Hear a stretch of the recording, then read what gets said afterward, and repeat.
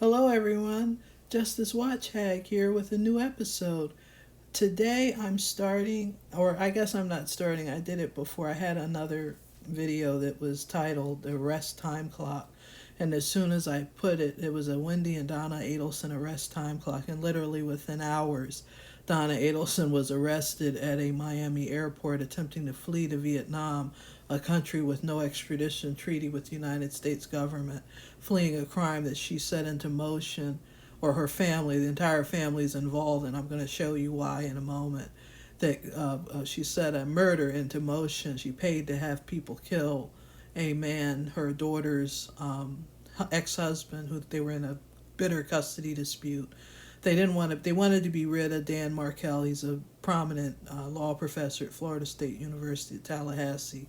Wendy didn't want to live in Tallahassee anymore. She was done with dealing with him. He was a fussy father, wanting his children to be educated a certain way, wanting them to have a certain diet, practicing religious customs. And this high and fast Miami family didn't want any parts of it, and their solution was to get him shot 2 times in the head.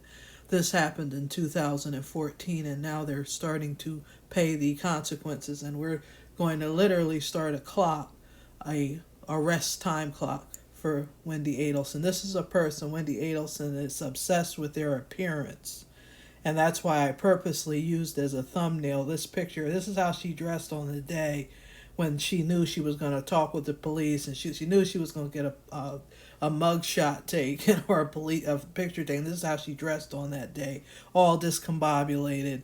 This isn't the way this person, not to say that that's proof and evidence, but this isn't the way this person normally carries themselves. When you see people doing things out of character, that should be a red flag that something's not right. Like, this wasn't just an ordinary day. She was prepared to look like the victim, look like she didn't know what was happening, that she's caught off guard. But she did not, to go out on a dinner, like a lunch date with friends, is not how this person would dress. Is obsessed with being in Miami, obsessed with living the high life, looks down at other people. Ryan Fitzgerald gave a interview, and he was saying she kind of is snooty and looks down on people. This is how she was dressed that day. The day he gets shot 2 times in the head, and she drove up on the place, on the crime scene, but tells 3 different stories about whether I did not drive to the crime scene, even though there's proof and evidence of all this. But I was looking at, here's the man that got killed. This is Professor Dan Markel. His blog is still on the internet, and I wanted to see, I highlighted this. This is some of the academic stuff. This is when he's still blogging here in 2014 and February. I'm going to read that in a moment.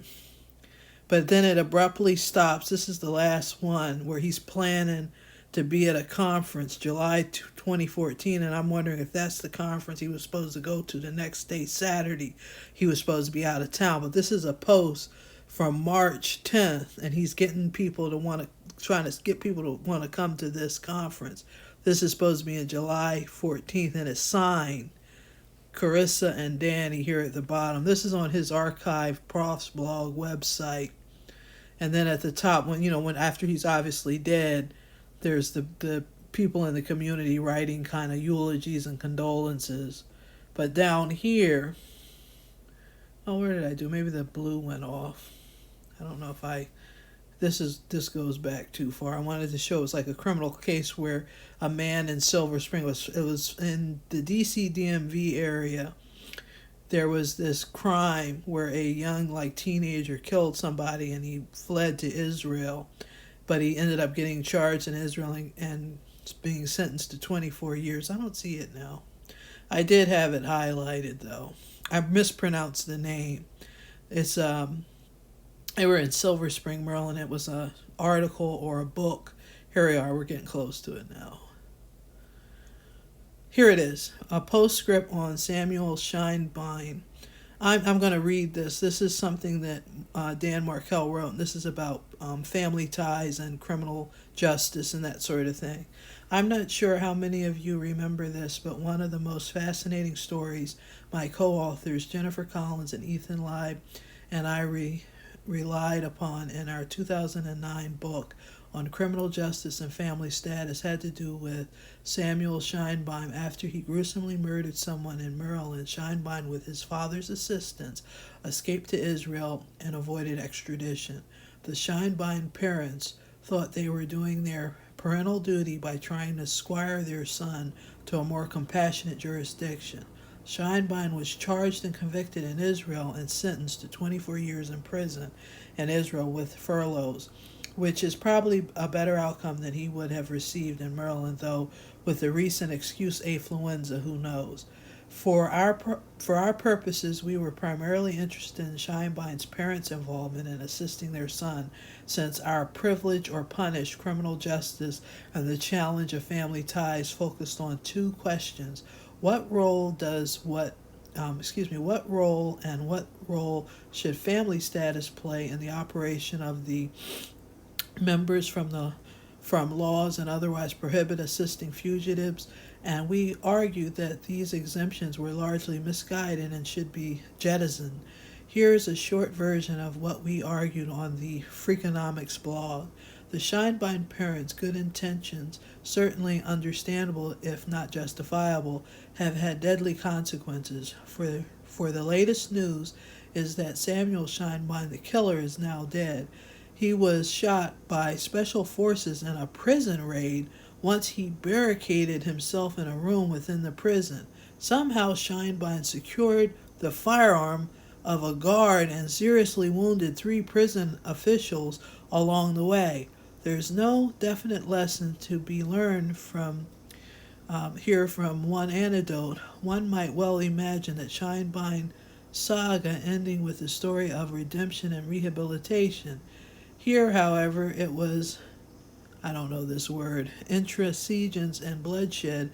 And so when legislators are considering whether to be sympathetic to parents or children placed in difficult positions by their criminal family members, they would also do well to remember that the Scheinbein story, a case where we see the cruelty and cost of misplaced compassion. Interesting article, given that we know what happened to Daniel Markel, which is that he got killed and it was a family plot that killed him, orchestrated by his ex-wife here.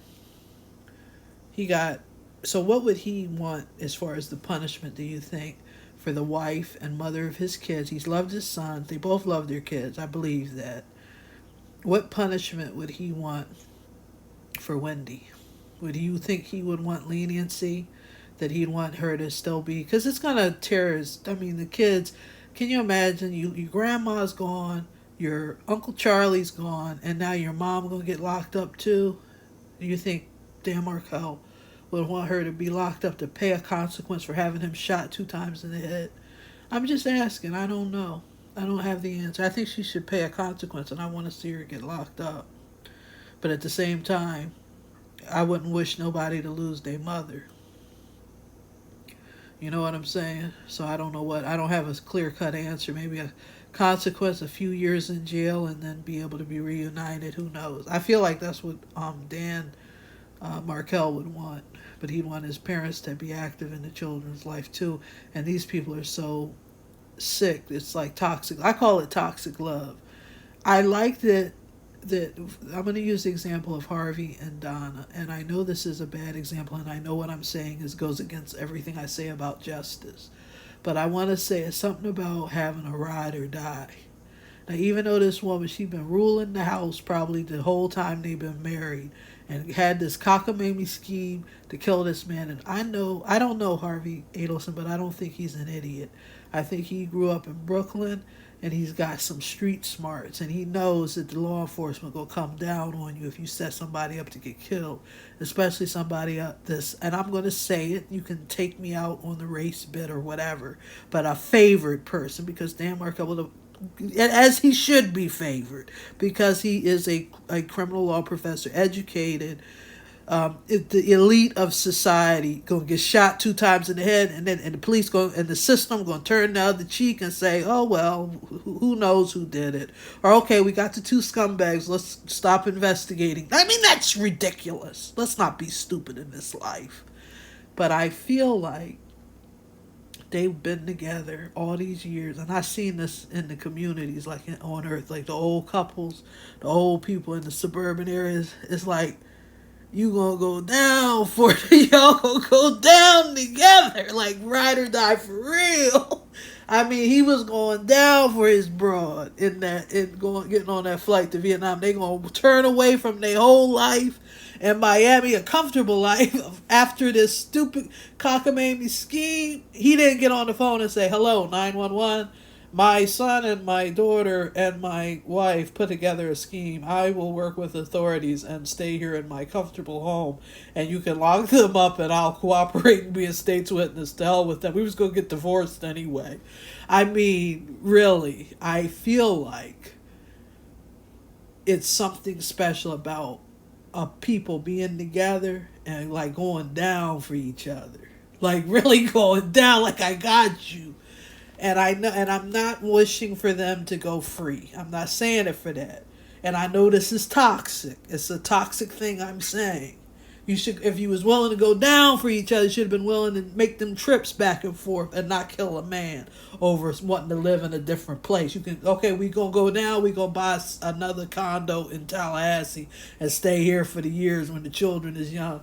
We gonna do what he want. He's the parent too. And then at 18, we'll do our toxic love. Tell the kids your father's a bozo. You're old enough to understand now. Like keeping kids not talking mean about the other parent when they're kids. When they get to be grown, like fuck that shit. You say whatever you want. Y'all pals now. Like, you know what I'm saying? If they done it right. You know, with toxic love. I'm talking about toxic love. And I want to say, I'm putting this up here on the screen about borderline personality disorder. I'm not knocking mental health. It's not good. I know what I'm saying is toxic. But they borderline, but that's what they is. You could be borderline and not kill somebody. You know what I'm saying? This is some crazy shit. I want to show you this. This is an arrest affidavit. I might be saying the wrong title, and I'm not going up to the top, but this is off the Leon County Court website. This is the evidence they have why they were able to go to a grand jury and get an arrest for Donna Adelson. This is the phone calls on the morning of the killing, and it shows clearly that Wendy Adelson knew what was going on and that she was part of this scheme and plot. So I'm saying this is the arrest time clock. Have a good day, everybody. Peace.